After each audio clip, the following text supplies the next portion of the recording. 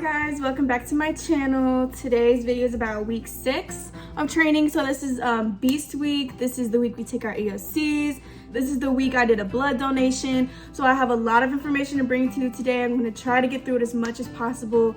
There's just so much to talk about, so much that we did at Beast specifically that is going to take up this whole video, to be honest. So with that being said, these are all opinions and personal experiences of me and not the Air Force. That's pretty much it, so let's just get right into it. All right, so Sunday, this is day 40 of basic military training. So Sunday we did bed preparation. So we had our locker and our bed set up a very specific way for us to leave throughout the week. So basically we were just getting ready for that. We were packing this day. We had a list, like a paper of what our locker was supposed to look like, of how our bag was supposed to be packed, very specific of course. So we had to have our blankets folded up a certain way. We had to have our sheets taken to the laundry room and cleaned over the weekend. We had to have our shoes stored in our locker. Our blues of course did not go with us.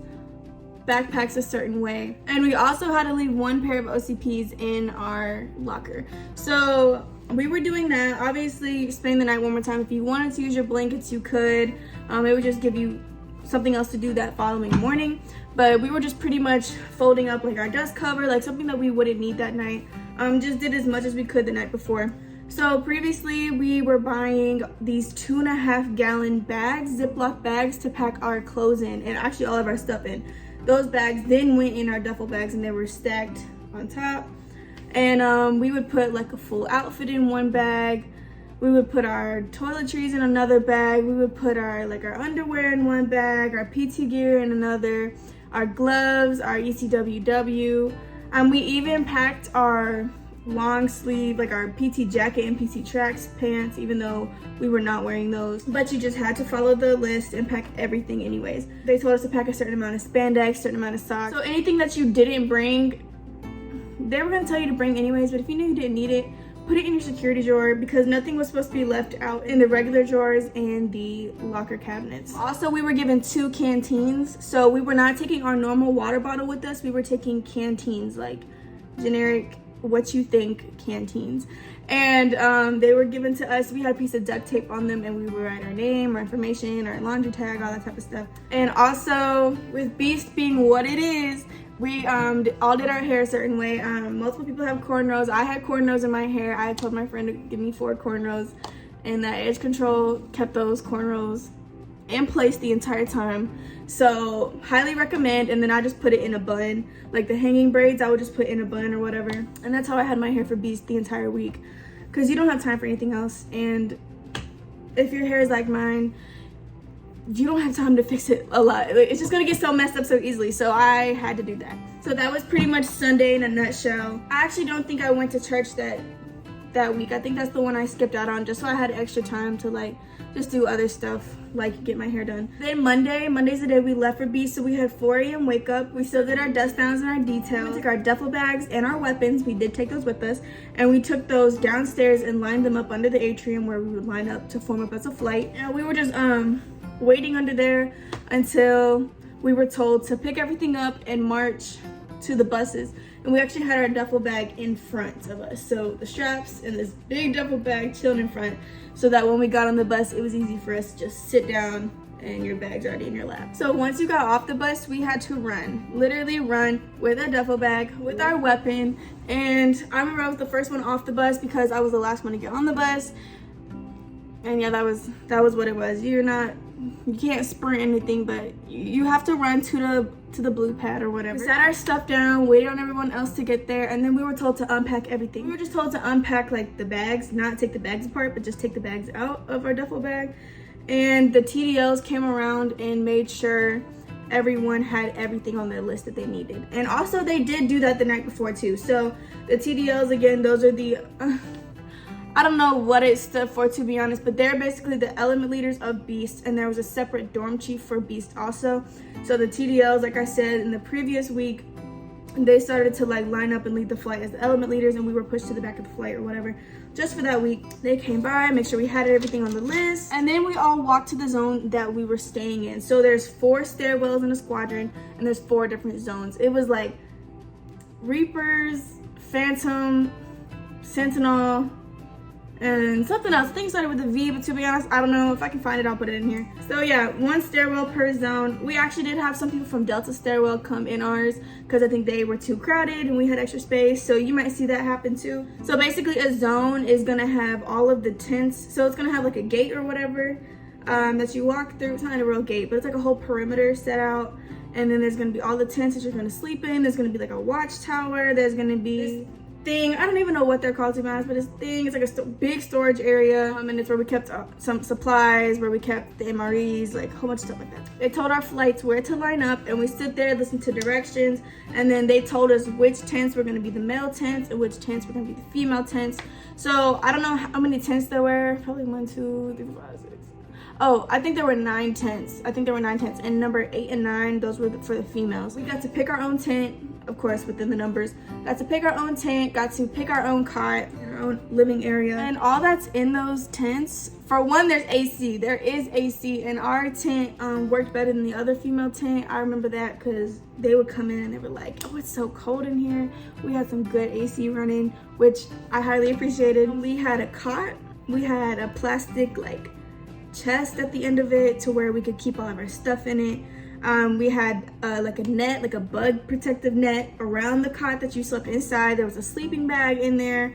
There was a rubber weapon underneath our bed, and there was also a place at the door where it's like a weapon rack. So we put the weapons that we brought with us, we put those and we lined those up in those racks. So on our chest, on that plastic chest at the end, there's gonna be all your battle rattle, so your weighted vest or bulletproof vest, I guess, your vest, your helmet, your web belt, and your web belt is what you kept around your waist, and it's where you kept both of your canteens. So when we got there, we were told to change into our PT gear, and so yes, you're wearing PT gear and your shirt is still tucked in, and you're wearing boots.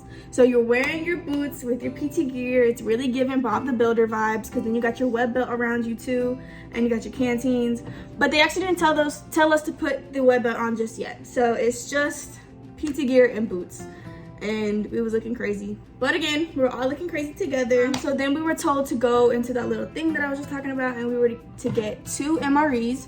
And this is actually an MRE. I have some with me from Camp Bullis here, and let's see, these are my roommate. She never ate them. So yeah, I'm actually going to make a separate video because this video would be so extra long. Not really. I'm gonna make a separate video about an MRE, and I'm gonna dissect it and let y'all see what's inside of it. So stay tuned for that video. It's coming up right after this. Or I'm debating if I should make that video after the 6th-week video or after 7th week and finish off the series.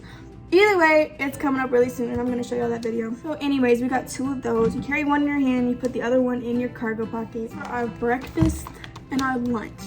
And then we were given defect food for dinner, which I'll get into that in a little bit. But yes, so which one is this? Vegetable crumbles with pasta and taco style sauce. Believe it or not, this was one of the better ones, to be honest. But yeah, you're eating this, you're eating fettuccine, you're eating a whole bunch of crazy stuff at like 6 in the morning, 7 in the morning, which kind of sucked, but hey, if you're hungry, you need that energy for the day. I wrote down all the MREs I got and all that came inside them just so y'all can see. My breakfast MRE, it was beef, mashed potatoes, it came with peanut butter and jelly, and like the piece of bread isn't really like a piece of bread, it's just like, but it's not a cracker either, it's like a really soft cracker. I don't know what it was, to be honest, but you put the peanut butter and jelly on it, and it's in the shape of like a piece of toast. Anyways. And then an Irish cream cappuccino came in there. That was pretty good. And Twizzlers. Yes, some of them do have actual candy in there, but I'm not really big on Twizzlers, so I traded it out for someone with something else. So a lot of people, they'd be like, hey, you want this? What you got? And like, we're all trading like the extra stuff or whatever. And when you're eating the MREs, you are sitting in the dirt, on the ground, in the sun, eating your MREs. And you got 20 minutes to eat them. You got 20 minutes to eat it.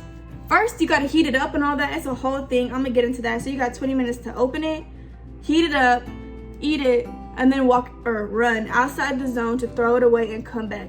And there's no walking, by the way. So if you're not doing anything, or if you have to go somewhere, you're running you're always running and it's hot and you're in those heavy boots that are not comfortable, so that sucked. Bring moleskin. I'm just gonna say this now, bring moleskin. Even if you haven't been using it, even if you're like, oh, my boots are good, they haven't been giving me blisters at all, I don't care, bring them, because if you're gonna get blisters anytime at BMT, it's gonna be during Beast, and it's just going to be miserable. But I'll get into that later also. So yeah, then today was where we did our CBurn training. For starters, CBurn means chemical, biological, radiological, and nuclear. So this is basically like people typically go into the gas chamber and all of that. Everyone knows that part about Beast. Yeah, we're over here getting ready for that training. And so we go to this big warehouse and we get what's called our mop gear. And it's basically like a big coat, pants, boots, gloves, a face mask, filters, like everything that you would need to survive. So we're going in there, we're getting all of that. They're telling us, hey, if you're normally this size, you're gonna get this size. If your shoes are this size, get this, get this, get that. Also, they're like porta johns. The latrines were not open to us yet. So if you had to use the bathroom, you're using a porta potty. So yeah, then we take all of that stuff and we're going back to the blue pad. It's like this overhang. I don't really know what they called it. They called it something and I can't remember. But basically, we had this brief or whatever about how to protect ourselves during a nuclear outbreak, how to put everything on, the time limit that you need to put it on to save yourself, how to save other people.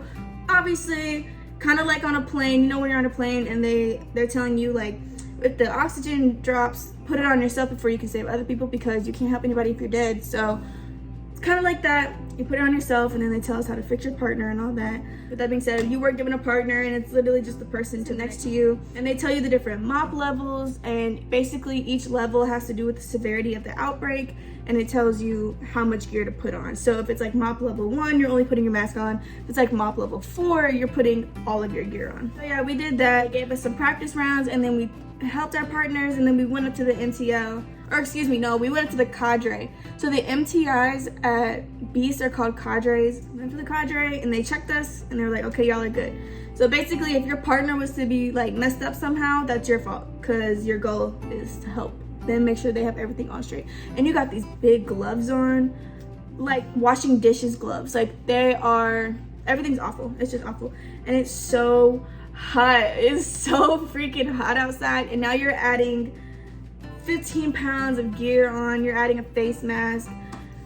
Just breathe slow. If you start getting really hot, you should be hydrated. But I remember I was like, yo, if I was to like really start panicking, like I'd probably pass out. It's so hot. So just breathe slow and keep yourself together, because it's really hot and miserable. The next place we went to was the DFAC, and honestly, I can't remember if we left all of our stuff at the blue pad or if we took it to the tents first and then went to the DFAC. That's besides the point. All I know is that we went to the DFAC. So you guys know the typical like table and chairs in like elementary school, and actually all of school, middle and high school. So it's like the chairs, or it's like the tables and then the connected like circular chairs. Those were the kind of tables and chairs inside of the DFAC. And we all went inside there. They pulled down the PowerPoints, and then they really got into like details on the agents that could affect us. So how they would affect us physically, the signs and symptoms, maybe any smells or visuals that they give off.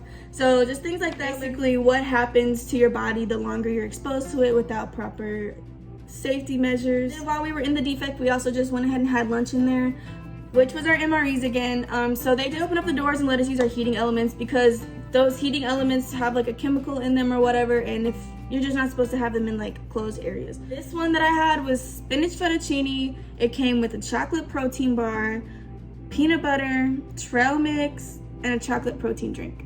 So yeah, a lot of these were just really random. It was really random, and you just gotta eat it. Then we went back to the zones and we had mop level drills. So we would go inside of our tents, and then they'd put on the big speaker like mop level, it'd be like code red, mop level 2, and we'd have to get dressed in the amount of gear that you need for that mop level, go outside, do something. I don't remember all that we did, to be honest, but that was that. I remember, like, I'm not even exaggerating, it was over 105 degrees that day. We're in southern Texas. It's, what was the date? It's like June. It's June, it's beginning of June. So they didn't let us do mop level 4, which thank God, because that's the highest level. So that would have been all of the gear. They knew it was too hot for that. So they were like, we're not gonna do this one. So then we got a break and we're able to just chill in our tents for a little bit, cool down, hydrate. So as I'm editing this video, I realized I forgot a very important part and something that a lot of people have been asking me. Basically, the question was, did we do the gas chamber? And the answer is no, we did not. So they took away the gas chamber when COVID started, and they did not bring it back even for us yet. But to my knowledge, they were bringing it back at the end of July, beginning of August. So if you happen to have gone through this and you know for a fact if it's back up, or if you have a loved one that's in basic training and you have an answer, feel free to comment and let me know if they have opened it back up to you guys. But no, we did not get to experience the gas chamber. So do EC at Beast. So there's two different like EC stations. So the first one would be 2 people sitting directly outside your tent. So they have chairs out there and you can sit outside your tent for 2 hours. Or if your tent was chosen for that night, you would go and man the zone also. So like the zone entrance. They would switch them up a little bit. So one tent, they would be like, okay, tonight y'all need people to come and do the, I think they call it the ECP or whatever. I don't really know. I don't remember. Do the gate of the zone. So some nights I had to call, or I had to write out a schedule for 4 people, and then throughout the other days it was only for 2 people. So, which I'll get into all of that later, to be honest. And then we had dinner, and like I said, there's not really any marching. Actually, no, there's no marching at Beast. You just walk. You're either walking or running. But when we're all walking to the defect, we don't have to run. So we walk to the defect, we all wash our hands, and girls get to eat first, obviously. So the females get to eat first, which also means we get to shower first, but I'll get into that in a second. So the only thing different between dinner here and dinner back at the squadron is you don't get to pick and choose. So they're gonna give you a plate and you're gonna take what's on that plate. They're gonna give you stuff and you can't say, I don't want that. Just don't eat it. Just don't eat it, which I personally think is a waste. I think it's a waste of food because all the stuff that I threw away because I'm not gonna eat, like a banana, I'm not eating that banana. I have 3 dinners there, so it's gonna be chicken, pasta, chicken. So the first night was chicken, and we had chicken, rice and beans, mixed veggies. You were given a banana, pretzels, salad with ranch, 2 slices of wheat bread, 2 dinner rolls, and then you were given butter and jelly. Still no peanut butter because we called them peanut butter, and you were also given your protein bars. So we were given the peanut butter protein bars, the special K ones that we were eating back at the dorm. You were getting there, but you had to eat it at dinner. You couldn't take it with you for later, so you had to eat all of what you wanted in that 20 minutes and then leave. So yeah, I hate bananas. Not really a big pretzel person unless you got like hummus or whatever. So I felt like there was some stuff that I was throwing away. Also the Gatorade was pretty good. You can't pick the flavor you want. There's gonna be people on KP duty and they're going to just give it to you, and they're just told to, and you keep it pushing. So just take it. The chicken was not dry, might I add. That was the best chicken I had at BMT, was at Beast. The food was actually pretty good, pretty decent. Again, for what it's worth, it was actually pretty good at Beast. So then we went and it was time for our showers. So in that plastic chest at the end of your cot, there's a tray that sits on the top, and you can slide it left and right. You have to take that tray with you, and you put everything that you need for your shower, including your change of clothes. And you take that and you go line up and you wait for 1700 when it's time for us to start. But at 1700, that's when retreat plays and we have to salute and all that, and then we can go in our showers. So the way the latrines are set up, there's a male and a female side, obviously. The female side only had 3 shower heads though. 3 shower heads. So we utilized both the male and female showers because the males had like 20 shower heads. So we would be lined up, we would use both of them. Typically it was the people that were about to be on EC duty next got the female shower because they had to change right back into OCPs. And all I gotta say was that cold shower was so worth it. You had like 20 minutes to shower, but the cold shower, like, you just look forward to that because you're just so hot and gross all day. It's disgusting. It's so disgusting. And you only get 1 shower at Beast. We're used to 2 showers, you know, the one after PT and the one at night. Nope, you get 1 shower at Beast. But it just sucked because by the time you're out the shower again, like, the humidity inside the latrine was just disgusting. Like, you're sweating right after you got the shower, trying to get ready, and then you gotta walk back to the zone, which is, it's like still over 100 degrees. Like, it's disgusting. I'm like, yo, what was the point of me taking a shower if I'm gonna sweat the rest of the night? But anyways, you do it. And I remember there was like, if you looked up in the lights, you know how you can see like dead bugs in the lights? There were dead scorpions. Again, welcome to Texas. And of course, after your shower, you're changing into PT gear for the rest of the night. still with your boots on. And then it was time for details. So some of the details included yard work. I don't know what they called it, but it was basically yard work, because there would be like weeds that grow and people would have to go and rake the leaves, rake the grass up and all this stuff, so to prevent like wildlife from coming in, like snakes. We had MREs, people who would like open up the MRE boxes and stock the MRE bins, sweeping the tents, bed alignments, shoe aligners, cleaning the tower, so like sweeping the tower and stuff like that, latrine duty, and water coolers. So the way the water stations were, there was a whole like canopy thing for water, and they came out of like the spigot thing, and you like turn it and the water fills up, or you could get it out of the cooler. It wasn't cold or anything, but water at the cooler. So basically water duty, they just filled up the coolers and brought them back. I literally think it was hose water, to be honest, but whatever. Then we walked to this other building, which was kind of on the way towards the DFAC, and it was just like an indoor place with like seats facing the front, and that was our brief room. So that's where mail got passed out. Just any announcements that the cadres had for us would be in there. They actually introduced us, well, they showed us like the obstacle course videos, because that's what we were going to be doing the next day, which our MTIs already showed us that video, but we watched it again. And instead of protein bars at the end of the night like we're used to, we were given fruit. So you could either get like a cold green apple, or you could get like a banana. Those apples were so cold and so crisp and so good. I really liked that. It was a little switch up. Kind of missed the protein bars, but I ate them at dinner, so it was okay. Then we walked back, and 5 minutes before lights out, same thing. You have to do your Airman's Creed and your Air Force song, but this time, instead of doing it like at your wall locker inside the dorm, you're going outside of your tent, so everyone is like outside of their tent. No order, no fashion, but you obviously are at attention when it's called, and we sing it or whatever, and then everyone's like, good night everybody. Like, I don't know, it was pretty fun. You know, the moon's out, sun's away, it's cool, it feels pretty decent outside. That part was kind of cool. But also, when it's time to go to bed, you're not given a pillow, you're given a sleeping bag but no pillow, and you're on a cot. So I got one of my clean towels that I brought with me, and I use that as a pillow because I need a pillow. Like, I don't. Also, all the EC shifts, they started at like the 30. So instead of like 2200, they started at 2230. That makes sense. So yeah, I think I was on EC this night. I think I was doing the EC piece, like the gate for the zone. Every time someone would like, you know how y'all gotta get up in the middle of the night and go use the restroom or whatever?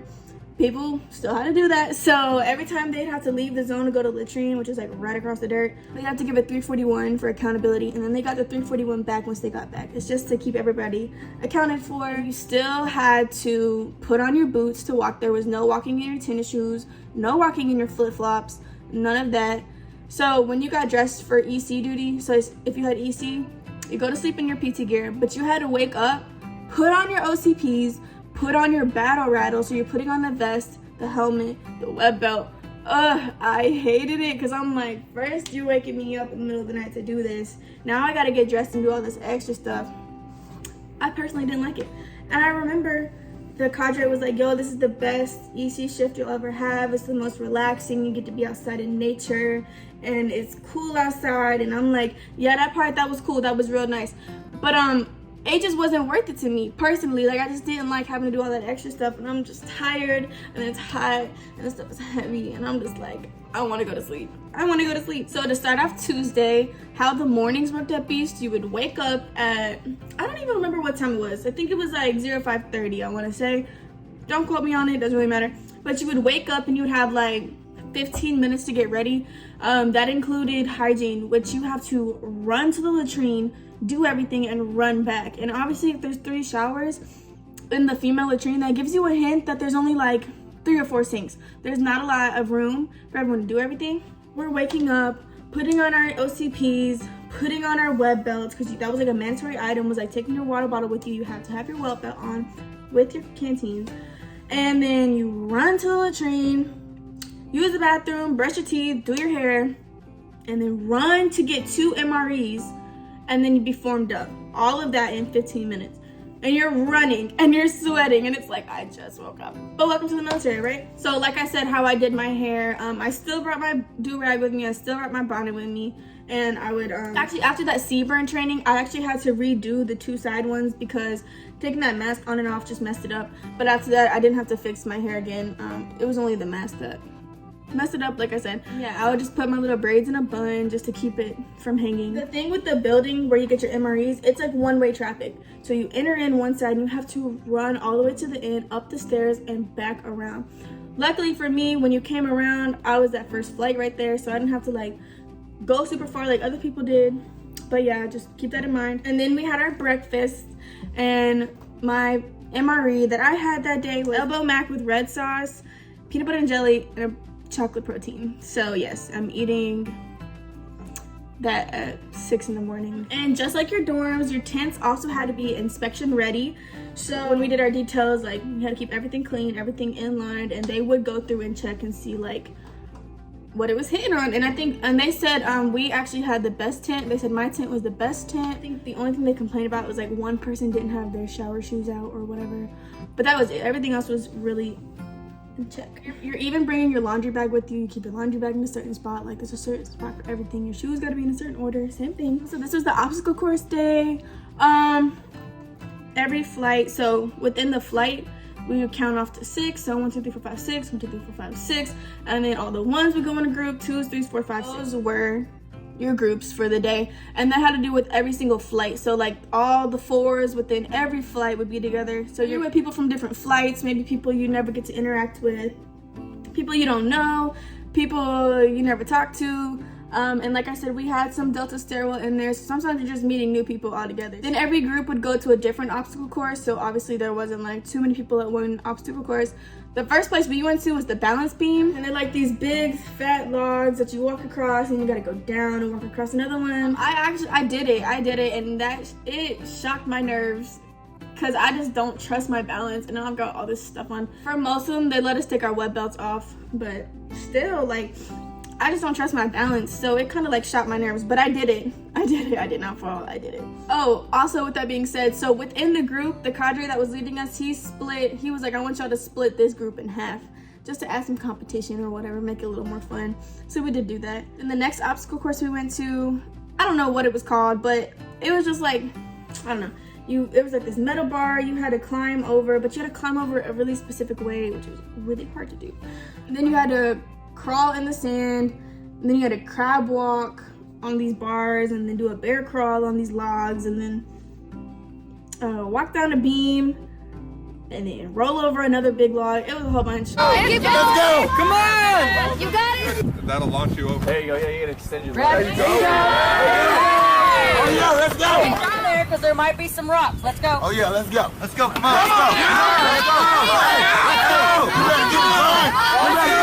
Here, you're going to take a seat. Put your feet up here and do the bear crawl. Let me see that bear crawl! Hands in your feet. Let's go! Down. Oh yeah! Head to Oh rest. yeah! Let's go, wingman! There you go. Let's go, wingman! Yes, sir. Bear crawl. Just the left arm.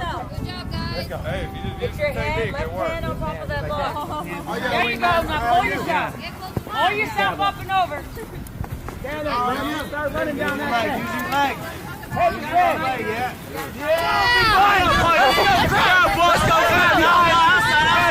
Let's go outside.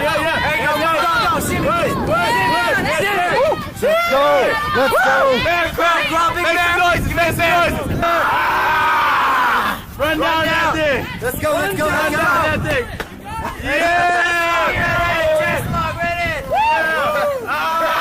Here we go. There you go, girl. Bear crawl. There you go, girl. Bear crawl.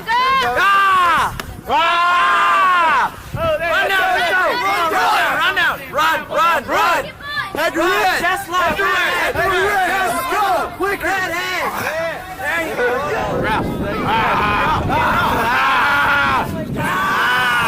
Run down it. Walk down it. Oh, shimmy. I'm just not acrobatic. I don't even know if that's the word, but I'm just not into this type of stuff. So I'll be honest, I was struggling a little bit. It's just not me. Then we did the monkey bars, and then we did the weaver. That trick was hard. I don't care. I was like, I think my brain, like, it was like a mental block. Like I could not do it. I tried. I really tried. But I was like, sir, I don't think I can do this.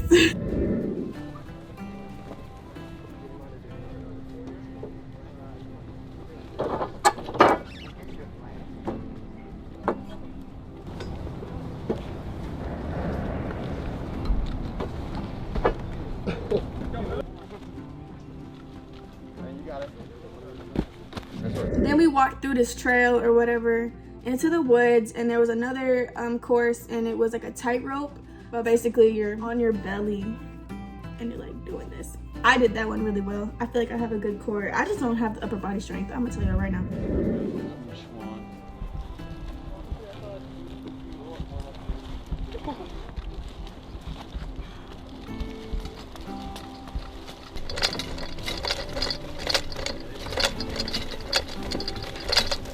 Did you cut that black tape? You're done.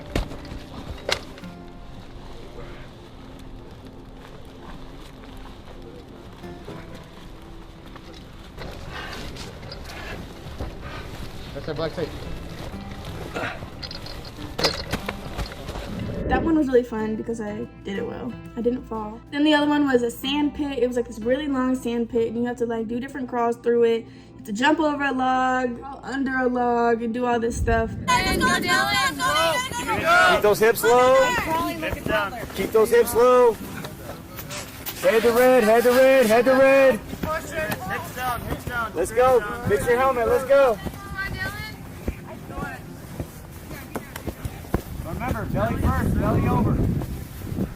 Now swing the leg over. Now put your helmet on, put your helmet on. Let's go. Hey, leave the helmet, come back and get it. Leave it. Keep crawling, keep crawling, keep crawling. That was pretty fun. Then the last one we did, it was like these bars or whatever, and I don't know if it was bars or the logs, to be honest, I can't remember, but I know they had like, you couldn't touch them with your hands, right? You could only touch them with your legs as you're crawling over them. So we had a partner with this one, and they gave us this big ammo box that was 50 pounds easily, 50 pounds. It was metal, and we had to pass it to each other. So the only thing that we can touch to get over is your partner. So like, I'm really short, I can't just climb over stuff like that and not touch anything. So I would have to like put my hands on their shoulder to climb over, and then take the box, and they would climb over, and then I'd pass them the box, and we just keep doing that until we were done. Then after that, we walked back to the zone, and we had our lunch, and that MRE was this one. It was the vegetable crumbles with pasta and taco sauce. It came with an apple cinnamon energy bar, peanut butter, and a French vanilla cappuccino. That's all that's inside there. It's like some MREs, like they had Reese's Pieces, peanut M&Ms, peanuts, beef jerky, cookies, marble cakes, peach cobbler. Like, there were some goodies that you could get in there. You had to find the right ones. And then some had nothing, and they were pathetic. We got an hour-and-a-half break. So I do want to talk about this. I know with the EOC being this week, y'all are probably like, how are we expected to study? Actually, maybe not y'all. Y'all and us, we were thinking the same thing. We were like, how are we expected to go through Beast and then come back the next day and do an EOC? Like, how are we expected to study and all that? But they understand that we do have that EOC this week, so they give you plenty of time to study. Just take advantage of it. So we had an hour-and-a-half break, and we studied. So since we had iPads, we didn't actually have a book. Okay, so at the end of every course in the iPad, there are practice questions. And so we went through every single testable topic, and we wrote down all the practice questions and the answers, and we just went through and quizzed each other. Some girls made flashcards. I don't know what everyone else did, but those are kind of just like the main ways to study, because we could take our notebooks with us. If you end up having the book, I don't know if you can or would even want to take the entire book, because that's just extra like weight on your bag. After that break, we had our FEST scenario. So this was the Field Expeditionary Skills Training. I hope that was correct. That's what I mentioned in the video before this. So that's where you're like imitating if someone was coming up to your zone and how to go about it, whether you're detaining them, killing them, it's the right person, blah blah blah. Then we did the tactical marching. That was another thing that I mentioned, that around the perimeter of the zone. I hated this. It's just so hot and miserable outside. Like, I honestly feel like if it wasn't as hot as it was, I would have enjoyed it a little more. It would have been a little more enjoyable. It would have not been so miserable, but I was miserable. Some people were like, that was fun, and I'm like, I'm glad you had a great time. I personally was miserable, and it just sucks because it seriously got up to like 108 degrees that week, and I'm still in South Texas, and to this day it has not gotten as hot as it was that one week we were at Beast. So it just was just my luck, I guess. Of course, when they're like, oh, contact right or whatever, that means somebody's shooting from your right. You just have to drop. You just have to drop as fast as you can. And you're in the gravel and the dirt. And like, I remember getting like a sticker on my hand because I landed on my hand, and I was just like, bruh, I was like, I'm so over this. And then at one point I had to be a casualty because I got shot or whatever. And you gotta lay on your back and let the other people around you like perform the TCCC or whatever. And the sun is just beaming on your face. That sun was unforgiving, I'm trying to tell y'all. So anyways, then when we were done with that, we had a break until chow. And dinner that night was mac and beef pasta, mashed potatoes with corn, rolls, peanut butter protein bar, Gatorade. And I'm pretty sure they still gave us the 2 slices of bread, jelly, butter, all of that. And your salad also, and the salad with ranch. Then we had our showers, of course. Women do the showers first, and then latrine duty. So when everyone else is doing details, latrine doesn't have to do anything because we're gonna do our details after the showers are done. So that part was pretty cool. Unless you want to help, more power to you to help, but you will be doing your detail just later at a different time. We had like hose down all the mats and stuff, which I actually didn't really mind latrine duty. I don't know why. It's just, I think cleaning is pretty therapeutic, so that was pretty cool. And like having the hose or whatever, and it's like the mist is getting on you because it's hot outside, so like being able to have some water like that, it wasn't bad. And then of course we went to our evening brief and we got our mail and our fruit, and then we went back and we started making our zone chant, which I'll kind of get into later. And then Air Force Song and Creed, that was in Tuesday. Wednesday was my favorite beast day. So this is the day we actually had to wake up at 04:30, and I remember being so stiff because normally after like PT or whatever, they stretch, and I was never sore a day at basic training because of that. But they didn't, like, no one told us to stretch after doing those obstacle courses. My biceps were sore, my back was sore, my knees were messed up. Like, it was so like stiff from the obstacle course the day before. So yeah, you did your hygiene, you got your 2 MREs. My morning MRE, I literally just wrote down goulash, peanut butter and jelly, and chocolate shake. I said it's too early for this. I remember like heating up the goulash, and then I was eating it and I was like, this is not giving. Like, it was so garlicky. I was like, it's too early for this. So I just ate like a peanut butter and jelly and like the chocolate protein shake, and I called it a day. So today's the day we went to CADM, and CADM is Combat Arms Training and Maintenance. So this is the day we get to shoot our weapons, which is so much fun. So we marched all the way over there, which it was under 2 miles. It was probably like a mile and a half, maybe a little more than that. I don't really know. But you're marching over there, and you get to march at ease, so you're not like calling a cadence all the time. And we're all just singing jodies and stuff and making the best out of it. When we got to the building, we were put in classrooms or whatever, and basically those classes were about how to clear a weapon, load it, reload it, all that goes into it, how to fire, how to aim, what happens if it does this, how to do that, and also what to say when you're doing all of it. The commands are very important. And then we were given like practice weapons in the class to practice with. Of course, they're not loaded or anything, but we just got to practice like hands-on doing the stuff with it and all the commands and what to say. And we were also told to disassemble and reassemble them in the class. And the difference between those weapons and our weapons, they're still M4 weapons, but those have like the oil and the lube in them, and so your hands are like black and greasy and it's gross. I think the class was too big or whatever, so everyone else left out to actually go shoot, and then me and some other people got put into another classroom, and that's where I got my earplugs or whatever, and then glasses for protection. And then we went outside, like right across the street from where you actually shoot. There was just like a picnic table or whatever, so we ate our lunch at the picnic tables, and that lunch, it was barbecue with beans, I don't really know, jalapeno cheese, and an oatmeal cookie, and that's all I wrote down. So yeah, we were all just sitting there talking, playing like little verbal games or whatever, until it was time for us to go right across the parking lot to the shooting range, which I was so excited to do. So yeah, we put our web belts in the grass. We didn't have it on us. And the weapons were already in position where they're supposed to be, and then there's a yellow line that we can't pass. So if we are behind that yellow line, we have to be on a knee. Like there's just so many like specific rules that they have for safety reasons. Obviously we're about to deal with like loaded guns and stuff, so they are very specific, and if you don't follow any of those rules, you can get in so much trouble so fast. So just listen, pay attention, and do what you're told. So while we're behind that yellow line, we start loading up our magazines or whatever. We're given 2 magazines, and I think the first one you put like 6 in them or whatever, 6 bullets in them, and so then they give us some practice shots. There's like a piece of paper So it's like a target, a big target, and then at the bottom of that target there's like a piece of paper that just sits there. And they want us to shoot the piece of paper just so they can see how the weapon is, if like the little laser needs to be readjusted, if your aim is just off and they need to tell you, hey, do this instead, blah blah blah. So they had a couple practice shots, and then we went into what actually counted for us. So we have 24 shots total, and if you want to make marksman, you have to get 22 out of those 24 shots. You have to hit the targets 22 out of 24 times. So it's gonna be like two targets on the board, 2 targets. This one's super small, this one's bigger, that one's the biggest, and then up here is the biggest, and it gets super smaller and it gets smaller. And you have to do 2, 2, 2, and then you have to come up here and do 2, 2, 2. And you're also doing them in different positions. So the first position, laying down, like the low prone, and then the second one is you're kneeling, and the last one is you're standing up. So previous videos, I don't remember if it was week 4 or week 5, but our NCIs had us practicing those positions under the atrium. So this is when you see them again and when you actually use them. And then the very last clip that you air out, they make you fill up a magazine and they just say shoot it as fast as you can.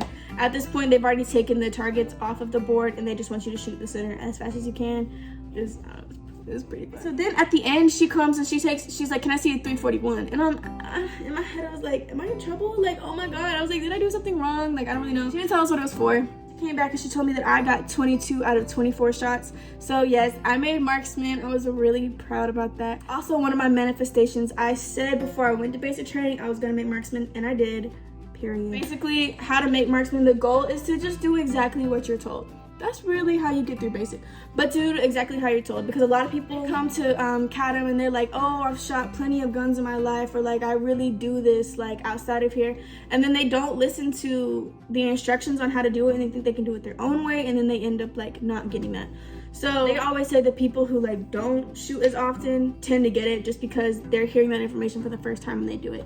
And I hadn't shot a weapon since 2020, and before that I was probably like 12 years old. So also, when you are shooting, the rounds are timed. You have to do it within a specific time limit to make it. And be careful because the bullet shells will kind of fly out. Like the person you're next to, like they tell us to pop our collar so it doesn't like land in our neck or whatever. I remember like the guy next to me, some of his like came and like got near my hand. But don't freak out, I just brushed it away and then I kept going. Some people, bless their hearts, some people had like burns on the side of their neck or like their face or whatever. So just be careful. Then we took that weapon, they made sure obviously it was cleared and unloaded, and we took it to the overhang and we cleaned them. And so again, these are still M4s. We've already learned how to disassemble them and stuff like that. So we totally take them apart, and they give us all the stuff and we clean them or whatever, and your hands are like filthy, they're so disgusting. And then once that's done, you take them back inside and have you line up in 4 elements. So the elements are super long, just to fill up the whole room. And they're gonna call the number of the weapon, and then you take it, you give it to them, and they put it away. So that's kind of how that went. After that, we were just told to sit down on the floor, and we all were just waiting until our cadres came to pick us up. So the staff members that were there, they were actually talking to us. They were like, hey, while we wait, if y'all want to ask us any questions about anything, you can ask us about BMT, the Air Force as a whole. Like, they're like, just want to ask us anything personal, we're good. So we were just asking questions and stuff like that. And I remember they told a story about, oh, there were some people, like there was one trainee like years back, came to basic training with stiletto heels on. Someone else came with like golf clubs. They were telling about a trainee they had to arrest one time. They were just telling a whole bunch of stories, and I was just like, you would never guess. Like, I don't know, it was just crazy to me. Okay, so the cadres came to pick us up, and now we have to march all the way back to the zone. Again, over a mile and a half. And it was cool and all in the morning, but now it's over 100 degrees, so now that walk back's a little miserable and you just want to get back. And you're hungry, and because of the temperatures that day, we were told to go straight back to the tent and just chill for a little bit. They let us, cool down, hydrate, same old. And then they said to only do the indoor details, so no one was doing the yard work and stuff like that because it was just so hot, and they were like, yeah, we're not gonna have y'all pass out on us. So also, they said because of the temperatures, you had to like leave or had to walk outside the tent or whatever. You could actually take your OCP top off, but if you were to leave the zone, you gotta put it back on. But yeah, they were like, we understand it's hot, we don't want our top on, we understand if you don't want yours on either, so you have the ability to take it off. Then we just chilled until dinner time, to be honest, and dinner that night was barbecue chicken, mac and cheese, peas, peanut butter bar, Gatorade, rolls, pretzels, banana, y'all know that. But actually, I forgot. Before we actually went to chow, we got new sleeping bags, which were already like wrapped up in like plastic or whatever. We got the new sleeping bags and we put them under our bed or on our bed. Or I don't remember where we put them, but we just put them back in our tents or whatever. And I wrote blisters in all caps. My blisters were getting so much worse, and there were other girls in there and their feet were looking crazy. Like, it was tough. It was real tough. And then we had our showers, study time, latrine duty, our brief, fruit, zone chant practice. Yeah, so basically the chant, each zone had their own chant, and they were just gonna perform it to the commanders at the end of Beast or whatever. That's what that was. And then we was told there was a scorpion in our tent. I wasn't having it. If you ever find anything like that, just tell your cadres and they'll take care of it for you. Don't try to take care of that yourself. Also in the latrine, there's gonna be like a big picture poster of like all the wildlife you're bound to see and to not mess with them. So like spiders, snakes, scorpions, hogs, coyotes, like I don't know, some weird stuff. Don't touch them. Don't attract them. Leave them alone. Yeah, and there was also a snake skin right outside of our tent. I was like, look, I'm not really with it. I'm ready to go. I was like, this is too much. A little too close for comfort. Thursday, I had EC from 22:30 to 0:30, 100 hours. I don't even know how to say that. 12:30 in the morning. Yeah, and I remember I was just like so tired, and like I was being lazy, right? And I put my OCPs on over the PT gear I was sleeping in, and don't do that because it just made everything tighter. It made everything hotter. I was miserable. I was just so ready to go home. And when I say go home, I meant back to the squadron. Like, I was missing the squadron. Then that day, we actually did have a PT day. We haven't had PT at Beast the whole time, but this day you actually did have PT. It was under the blue overhang, or on that blue pad or whatever. And it was a strength day, so you're doing it just like you would do it at basic training. And we had showers. That's the only time we had a shower in the morning there. We had a shower, and then we started packing up our tent or whatever. So packing up your duffel bag. It was linen exchange. So if you're laundry crew at basic, your laundry crew here too. And they actually did try taking laundry every night. I don't know where the laundry room was, I'll be honest. I have no idea where that was, but they were doing laundry just to kind of keep up with it, to make it not too backed up when we got back. They took our sleeping bags and they did what they did with those. And then this was the day for latrines that latrine duty got to power wash the latrine, and that was kind of fun. Like, we just power washed everything, like the showers, the toilets, the sinks. We just power washed that joint, and I thought it was fun. I thought it was pretty fun. And then we put all of our Seaburn gear back, so you still had all of that stuff. Even though we weren't using it, we still had our like our jacket and our pants and our boots and our gloves and our mask and all that. So we just put it back. And I remember, like, so all the flights were lined up outside of that warehouse, and we went in by flights, like single file line or whatever. And when we got out, we had to stand out there and wait for all the other flights to go, and it was so hot. I just can't like say that enough, y'all. It was just miserable, and like everyone was catching attitudes, and we were hungry, and it was not it. Also, breakfast was at 08:45 that morning, so we were really hungry. We're used to eating like almost 2 hours before that. Like, that's what we're used to. So it was like 08:45, and we're like, bro, y'all are starving us. Like, that's what it felt like. And this one, this MRE is not good. It was chicken chunks, tortillas, cheese spread, barbecue sauce, beef jerky, and Gatorade. Y'all know, like, that canned tuna? Yeah, this is like the canned chicken. That's what you're getting. So disgusting. And then today we had the village, the mock village or whatever. This is where you march up and you act like you're taking over a village to complete your mission or whatever. So there's a whole bunch of broken down cars, empty like buildings or whatever, and the cadres are there. They're playing along, and they're playing as civilians at the time, and or like the local people in the place that you're at. They're also playing as like ops that you gotta kill, and there are like simulated like bomb sounds going off in the speakers, machine guns going off. Like, it's really loud, and the point is just to make it feel real. And these idiots, I remember when we was going in or whatever, everyone wanted to clump around like 15 people at this one car. I was like, yo, y'all, they're gonna get like a bomb thrown at you, and they're gonna knock out a quarter of our freaking, like, what are you doing? And so they all went at one time, and I was like, y'all, let's go to that car. the car nobody's at. And then they all went to the other car where everyone else was at. And I said, okay, y'all got that. I went to the other car by myself. I was like, y'all are dumb. So I go to the other car. And then when they left that car, then I ran to that car. And they're all just getting killed and stuff. And then I went behind this building or whatever. And there were some people, if you were like dead, if you like died in the simulation, like you just had to sit down or whatever. So there were people like sitting up against that building. And I remember I was looking around the corner, like I'm about to find my next spot, I'm about to go. And then this one guy had his legs all extended out and I tripped over his foot and I fell and like falling with all of this stuff on. And then I like landed so aggressively, and so now I'm trying to like pull myself back to behind the building so I don't get killed, like whatever. And so this one guy was like, who had died, he was like, you want me to take your spot? Like, we can trade spots and like, I'll go and you can be dead. And I was like, no, I'm not dead. I was like, no, I'm still playing this game. And so I get up or whatever, and I go to the next spot that I go to. And there's mannequins out there too that they have to like save and do T-triple-C on.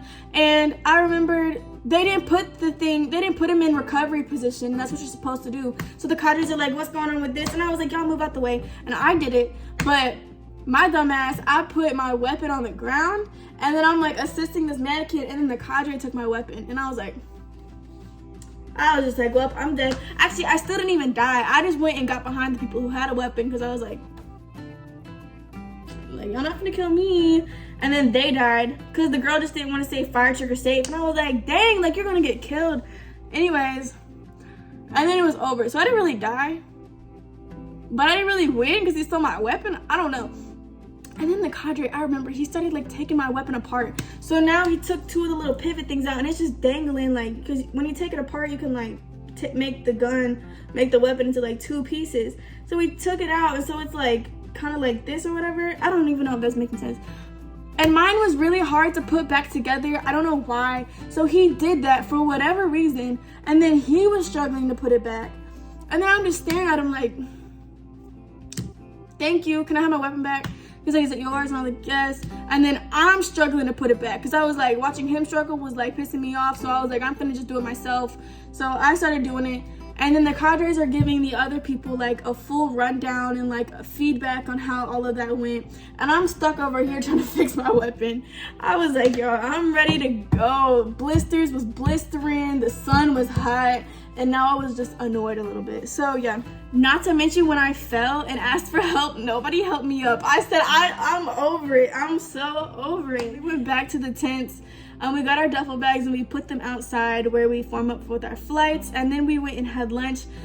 So our duffel bags were just out there the rest of the day, just boiling in the sun. I was like, dang, I hope anything I had in there doesn't just like completely melt, like my deodorant or whatever, just whatever. So this MRE that I had, it had the Star-Kissed lemon pepper tuna. So it was name brand tuna or whatever. Mayo, cheese, tortilla, marble pound cake, and Reese's Pieces.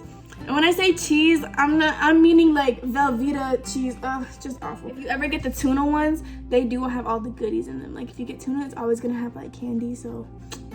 Then after lunch, we walked to the blue pad with all of our stuff. I wrote down, I can't remember the order. I can't remember if latrine duty did the latrine before or after we ended up putting our stuff onto the blue pad. But I just know that at some point in that day when we did our latrine duty, they brought us like iced water. Like the cadre came with a cooler filled with ice, and he filled it up with water, and only the latrine duty people were given ice water. I dumped out my other cantina water and I filled it up with ice water. It was so good. Actually, I remember, okay, I think this was before that. So I kind of wrote things out of order as I could remember them and had time to write things down. But just know we got ice water that day, and it was amazing. So yeah, so now again, back to under the back to under the blue thing or whatever. We practiced our chants again, and then we just had plenty of free time. There was like pull-up bars, people were doing pull-ups and just doing stuff. So then when it was time to start, I honestly at the time didn't know like Beast had a ceremony, like it was a whole thing, like we graduated Beast. I didn't really know that part, but I was like, okay, so like people from my chain of command, like squadron commanders came to the Beast thing and gave a speech and everything, and it was like a whole thing, and I was like, dang, okay. So all of our zones marched up and we were like formed around the podium, and again, they gave a speech. We actually saw one of our MTIs there and we were so excited to see him. We were like, bro, please take us back. Like, that was one of the MTIs that were pretty cool. So we were like, oh my God, look, Sergeant, blah, blah, blah. Like, hey. Like, we were excited to see them. We were like, yes, we're about to go back. I was so ready to go. Excited to see your MTI? That's how you know you're ready to go back. So anyways, each zone did their chant. The commanders voted on who was the best. I think Sentinel got theirs. Sentinel got Beast Excellence and the chant, so yay for them. And then all together we did the Airman's Creed, and then we were done and we waited for the bus to get there. So we were all chilling until the buses got there. Pretty sure my flight was like the last one to leave. So we got back to the squadron, and when we got off the bus, our MTIs met us under the atrium or whatever, and we had to take all of our dirty clothes out of our duffel bags and put them in the bin. They brought down the laundry bins and had them down there, put up all our dirty clothes in there. And then we took our boots off and changed it to our tennis shoes, which was the best thing ever. Like, my feet started singing hallelujah, bro. Like, that was great. We put our tennis shoes on and then we took our boots and left them outside to dry. And then we came back and we showered, and then we had chow, and we were so hungry, and then we remembered that food is not good. So it was not giving, it was not hitting like it should have been. We unpacked, had our protein bars, and they let us air our feet out because they knew our blisters were so bad. So we were walking around in our shower shoes, and the MTI said that our dorm smelled like the male dorm because of that, whatever. Also, my MTI told me, I remember this, he said I was gonna be an MTI one day, which I don't want to be. I don't want to be an MTI. I feel like I could if I needed to be, but like, that's not the goal. And then take your duffel bag and your hat to the dry cleaners, because your duffel bag's been all in the dirt. Your hat, you've been wearing it all day and it's sweaty and it's disgusting. Take it to the dry cleaners. And then we just did RLA until lights out, and that was Thursday. That was beast. But we still got Friday and Saturday. I just thought about this. I'm going to make 6th week a part 1 and a part 2, just because of how much it goes over. So I'm going to have, this is part 1, which is beast, and then part 2 of 6th week will be about Friday and Saturday. Yeah, I've decided I'm gonna do that because Friday's the day we take our EOC, and then Saturday's the day of blood donations, and I just have so much information on both of those alone, and I don't want this video to be 2 hours long. So I'm actually gonna wrap it up here. So yes, thank you for watching. Subscribe, like, comment, put the post notifications on, and stay tuned for part 2. I'm gonna have it coming up very shortly after this. I will not let y'all wait a week to hear about part 2. But yeah, stay tuned. Thank you guys. Have a great day.